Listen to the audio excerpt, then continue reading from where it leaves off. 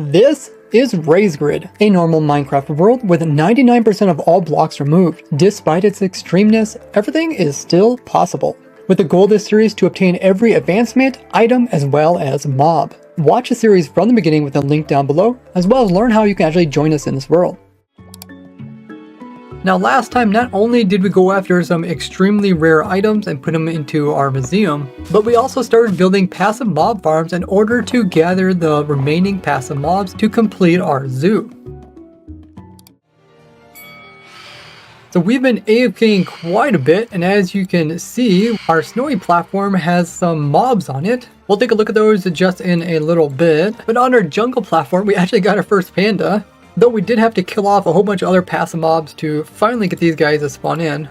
Let's go ahead and actually do the next part, which is breeding these mobs to help us get advancement. We can also get more of them in case we happen to lose some, try and get back to spawn. The ones we haven't bred yet are the ocelots. If we look at our advancements, we're currently 16 out of the 21 mobs that are bred. So we still got 5 more to go, which is kind of crazy this late in the game. Let's go ahead and use our rod cod on that one as well as that one.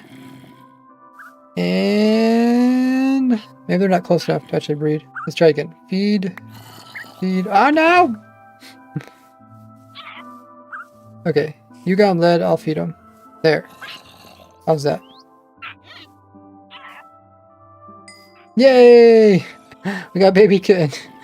Our baby ocelot. So let's go check our advancements. Oh, awesome. Now we're 17. So it did work. We got one more. We're getting a bit closer. We don't have 2 pandas yet, so we can't breed those. Let's go ahead and go to the opposite side and check out the foxes, because we captured a fox, but we haven't actually bred them. And I did bring some sweet berries along so we can breed them. Let's first get rid of these wolves, or the wolves will actually kill the fox. And we got a couple foxes in there. We also got some foxes over the edge. See if we can breed these up. So a berry for you and a berry for you. Yay, we got a baby. Awesome. Let's check our advancements. So we're 17, now we're 18. Oh, 3 more mobs away. These farms have been quite productive. Too bad we didn't get another panda. We could have did that one as well. But besides just getting the mobs, we also want to get these back to spawn. So now we gotta figure out how we're gonna actually do that. Because we are a ways out. We're like over 10,000 blocks away from spawn. So first off, we're gonna build another portal. See where this takes us on another side. Still gonna be quite far. We're still over 1,000 blocks away from spawn. Don't think there's any pathways nearby. So the easiest way to get the mobs home would be to put them on a lead and fly straight up, and hopefully they don't snap. We can actually just drag them through the air with our elytra, and then we can land on this slime block here with them. They shouldn't take any fall damage, and then from here we can easily take them into our zoo area. So then we're going to try that. If that doesn't work, we did find there is a walkway that gets pretty close, I think within like 400 blocks of it. Okay, so we got one portal over there. We also got our donkey portal right here. And if we perfect this, we should be able to transport them more easily than actually transport them the entire way. But there is a walkway about 400 blocks that way. So if nothing else, we can always connect up with that one and then take them back to spawn. Let's try a mob that we actually have multiple of. So if it accidentally dies, we can just breed up more of them. Let's go after that fox. Let's grab this baby fox and take it through the portal.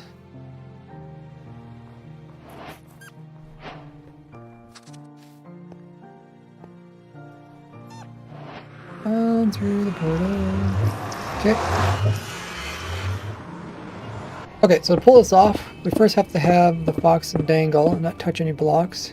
Then we have to fly straight up. Jump, fly, and now it broke.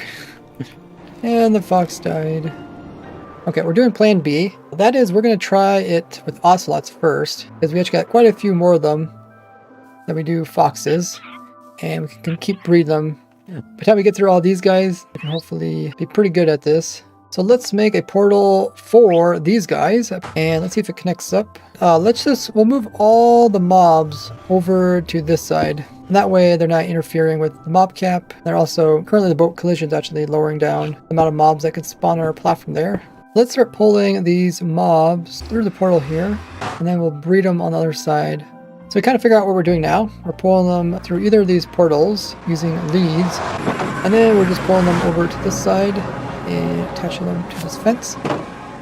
That way they don't go back to the portal again, because we end up keep going through the same portal. Let's breed some of these so we can get some offsprings to practice flying back with them. Let's give it a try with this baby. I think the hardest part is just the starting part because you have to fly pretty much straight up. Oh! Oh, at least the baby didn't die. Ladder caught it, I guess, or maybe it just didn't touch anything. Oh, I think we might have got it. Let's turn on our hitboxes. We need to head positive, positive, positive. We need to head this direction. I think we're fairly safe now. Oh no, I guess we're not. When I boosted again, then it fell off. Maybe I have to go straight up, then just glide over. Well, it turns out when I left, they actually despawned. So we're gonna have to probably name tag them. We didn't put them in boats because we wanted to breed them. They weren't breeding in boats. Luckily, ocelots spawn in very quickly, so we can always get some more. We bred up some more ocelots, and we'll try moving them just in a second. While we do that, might as well move these boxes over into the nether, and that way we can breed everything on the nether side, and we don't have to keep coming back over again. So now we got them over here, we can also breed them up. We also have these white rabbits, might as well take them over. We can also start breeding these.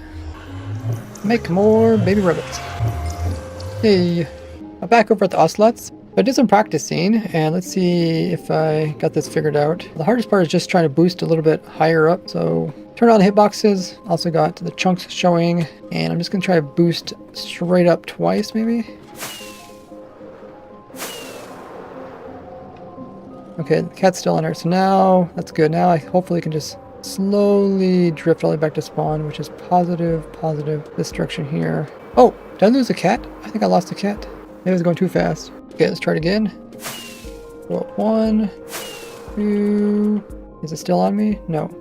There's only one way to get better at something that I know of, and that is keep trying. Okay, so I happen to get a couple good boosts in a row, almost to spawn. I mean, luckily with the ocelot, they don't take fall damage, but this is good practice. Try to land it onto the slime here. Looks like it sort of landed. Sweet, we got one back for the museum. Let's get this one safely inside.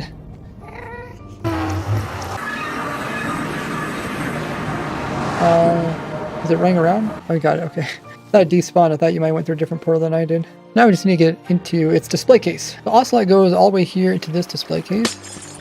We're gonna go ahead and name the kitty cat, or the ocelot, Bartholomew. And that way it won't despawn, because ocelots, unlike most bats mobs, they actually despawn without being in a boat or name tagged. There you go, named it. Now let's escort it over to its display case, and it should eventually grow up. Right now it's a kitten. A very excited kitten. I think we're gonna, oh no! We finally got an ocelot. That was a long journey, and now we color green, completed. Now we still need to get another donkey as well as panda. So we don't actually need anything from the snowy biome here. So to stop foxes from continuing to spawn here and messing up the farm, we're gonna go ahead and remove this platform now. And hopefully that pushes everything over there.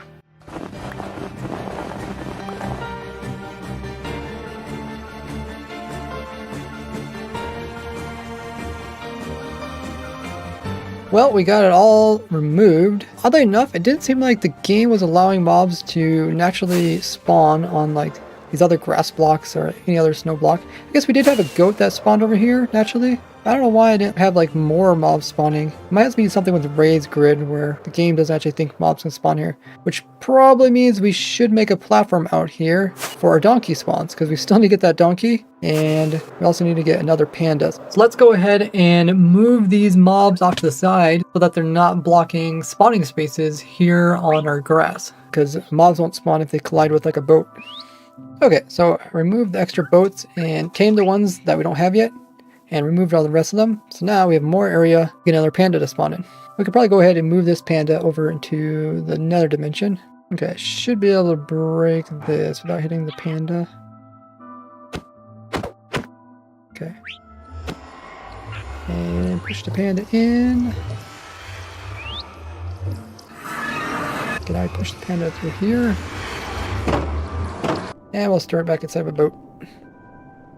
There. So now let's go over and build that bigger spawning platform for the donkeys. We still got all of this coarse dirt, which we can place down. So we'll start building out here, and we should be able to connect up with these grass blocks, so we can eventually get it to convert over to grass. Now we just have to come in and hoe it. and then I'll eventually convert over to grass.